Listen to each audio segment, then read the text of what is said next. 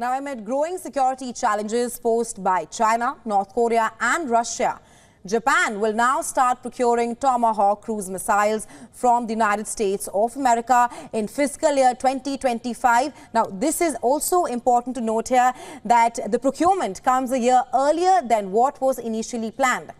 Now, Japan's Defense Minister Minoru Kihara, who took the office in mid-September, made the announcement after holding the first face-to-face talks with his US counterpart Lloyd Austin. Now, let's tell you the reason for the early purchase as to why is Japan procuring Tomahawks a year earlier in fiscal 2025. Number one, now this is in response to worsening Asian security environment. Apart from this, additionally, Japan is also facing increasing security threat from North Korea and China. And these are the two reasons as to why Japan has expedited Tomahawk purchase in fiscal year 2025.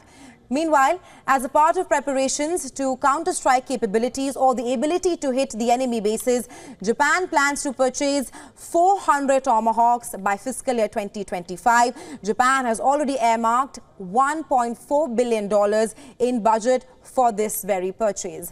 Apart from this, the purchase needs to be approved by US Congress, and that is why both Japan and US are refraining from calling it formally agreed as of now. Meanwhile, the procurement will begin in fiscal year starting April 2025, like I just mentioned earlier. Now, let's also now tell you how will Tomahawk strengthen Japan's defense.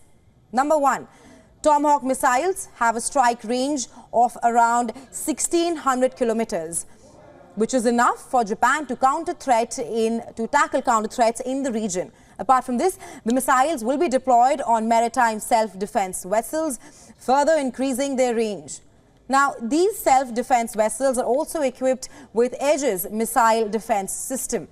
And again, the deployment of the board vessels will allow the missiles to cover Chinese coastal areas as well.